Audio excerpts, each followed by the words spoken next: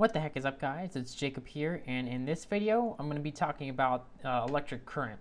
So if you haven't yet, go ahead and watch the video on electric potential first, because you'll need to understand that in order to understand electric current. So electric current is really just the flow of charge carriers, as we can see down here. The electric current is just a flow of charge carriers, such as electrons through a wire or ions in a battery. The current is caused by potential difference or voltage across a conductor. And so again, I explained this in my last video. I kind of explained exactly how the voltage creates a current. You know, it has an electric field, as we can see here. So there's a higher potential on this side, lower potential on this side. The electric field points from higher to lower potential. And these charges are influenced by the electric field, and they have an electric force on them, which causes them to flow. And in this case, they're electrons, so they flow against the electric field in that direction. And again, I explain that in a lot more detail in some of my other videos, so I just kind of want to show you guys that. So the SI unit for current is the amp. Now an amp is a coulomb per second. And so basically, it's the amount of charge that's flowing in any given amount of time. Or you can kind of think of it as how many of a specific type of charge are flowing. So if you guys saw my first video about electricity, you'll know that the electron, I'm going to talk about the electron most of the time. There are other charge carriers. You can also have positive charge carriers or other charge carriers that aren't electrons, but for the most part, electric current flowing through a wire is electrons. That's what's most common, so that's what we're going to talk about here. But so anyways, the electron has a charge of 1.6 times 10 to the negative 19 coulombs. That's really, really small, 10 to the negative 19. And so basically, if you wanted to find out how many electrons were flowing through a wire with 1 amp, let's say you had a wire and you had 1 amp going through that wire, that means that there is 1 coulomb of charge flowing through that wire every second. That's how much charge is flowing through. And every electron has a charge of 1.6 times 10 to the negative 19 coulombs. So if you wanted to find out how many electrons were flowing through a wire with 1 amp of current flowing through it, you could say, okay, it's 1 coulomb of charge divided by 1 times 10 to the negative 19 coulombs of charge per electron, and you would get that for 1 amp of current flowing through this wire, there are 6.25 times 10 to the 18 electrons flowing through a wire with 1 amp going through it. So that's just to kind of give you guys a perspective, because I show you guys these slides and it looks very simplistic. You know, it looks like we only have a few electrons flowing. You know, oh, there's 1, 2, 3, 4, you know, electrons flowing. No, there are, just for 1 amp, 6.25 times 10 to the 18 electrons flowing. And that's a relatively small current. You know, if you think about it. I mean, it depends on what kind of perspective you're looking at it as, but 1 amp is a relatively low current. I mean, you think just a hair dryer itself pulls like 12 amps of current. So think of how many electrons are flowing through a wire, just, you know, in a typical application. There's a lot of electrons flowing. So that is what current is. It's the amount of charge flowing through a wire in any given second, or in any instance of time, really. I mean, and you can also think of it as the amount of charge carriers, because really you're going to have like one type of charge carrier. You don't have like multiple different types of charge carriers. Typically there's only one type of charge carrier. So you could also divide it by the amount of charge each charge carrier has, and you can find how many charge carriers, or in this case electrons, are actually flowing through a wire at any given time. So now let's talk about electron versus conventional current flow, because you'll hear these two terms used a lot, and they're really more or less the same thing.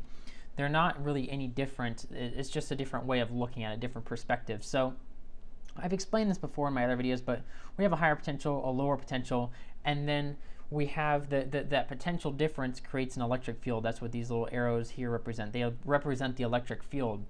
But also they represent the direction of conventional current flow. As we can see, this is the direction of conventional current flow.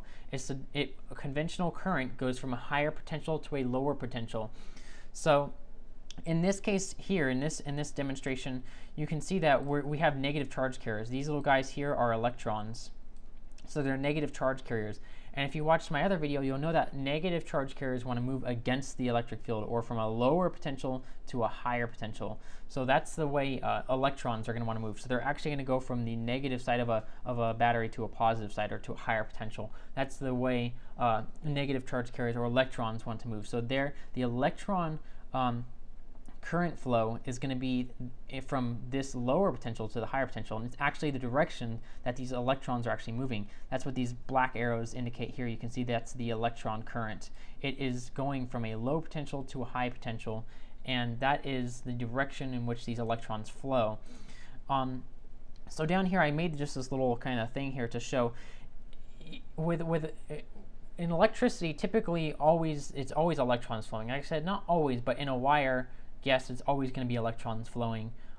That's what causes the current. So if we have an electron flowing one direction, it's kind of equivalent to thinking of the opposite charge. So let's pretend we had, not really a proton, but let's pretend we had an electron with a positive charge instead. It would do the exact same thing but move in the opposite direction.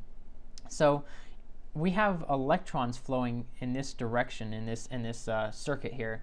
We could also think of it as the exact same. We could think of it as negative charges moving in this direction, or we could think of it as positive charges moving in this direction. It's still the same quantity of charge moving in the same direction, right? Because a negative charge moving downward is the same thing as a positive charge moving upwards, right? Your negative charges are all going from the lower potential to the higher potential, but it's also the same thing as, so this negative side is becoming less negative, let's say, because all these electrons are moving over to the positive side. But also, you could think of it as there's positive charging moving from the positive side, and they're moving to the negative side, which caused the negative side to become less negative. So it's just a different way of looking at it. Conventional current flow is the idea of positive charge carriers. So again, these are negative charge carriers, and typically you'll have electrons flowing in a wire. That's a negative charge carrier. But the conventional current flow is based on positive charge carriers. So that's why it's opposite the direction of electron current flow. So the electron current flow goes from a low to high potential, and conventional current flow always points in the direction of the electric field and always goes from a high to a low potential. So now let's talk about losses from current flow. So this kind of also gets into the idea of resistance. I'll talk about this more in my video on resistance, but when current is flowing through a conductor, depending on how good of a conductor that is, again, that gets into resistance. These electrons here that we can see, they're moving around, and they're moving in this conductor, and they collide with other charge carriers, or the actual material, you know, the copper atoms or aluminum atoms or whatever this conductor is made out of. They collide with those atoms, and this collision creates frictional heat, and it actually releases heat. As we can see here, there's little like infrared waves, and this causes the conductor to actually heat up, and it actually creates losses. And that's why like transmission wires and stuff are at really high voltages, and they try to minimize the current, because you can minimize losses in transmission wires by reducing the amount of current. But basically, when the more current that you have flowing, the more charges, the more actual charges we have flowing, and the more collisions we're going to have. And these collisions themselves are what actually cause what we would call, it's known as the Joule heating. And Joule heating poses, as I said here, many technical challenges, because you know it really limits how much current you can push through a wire. It's, you know, it can heat things up. It can heat up circuit boards. It can heat up components. It causes a lot of issues, and it poses a lot of limitations on electronics, but it also has many useful applications. The list of applications of Joule heating is like endless. There's a lot of heating elements. Your hair dryer, electric heaters, ovens, and so many things are based on Joule heating. They use this application. Also, things like heat sensors and things like that. There's so many things that rely on this Joule heating here. So it's useful, but it also poses a lot of technical issues behind it. And the main thing being that you can only push so much current through a conductor, and that requires larger conductors, which require which is more cost, or it requires better conducting material, which is usually more cost. So that is Joule heating. So that's what we know as Joule heating, and this is actually what makes things like light bulbs work. I mean, it's really just a bunch of these charge carriers, or electrons, colliding with each other, heating up the conductor that it gets so hot that it actually glows and creates light, and that's how an incandescent light bulb works. So that is the idea of Joule heating. And again, the more current you have, the more collisions you're going to have in any given conductor, and the more heat it's going to produce. So that is the relationship between current and the Joule heating. And also, I just want to show you guys that current also produces magnetic fields. Again, I'm going to do a video on magnetic fields totally separate. So I've said that before in like all my other videos. I show you guys kind of a little bit about magnetic fields, just a little bit, but I don't really talk too much about them. We're going to do a whole other series on magnetic fields. I don't really want to get into that here because it's totally different, but I just want you guys to know, it's important to understand, very important, that when current flows through a wire, so if this blue thing we can think of here as a wire, and the current is flowing in the direction of this arrow. So just so you guys know, I typically stands for current.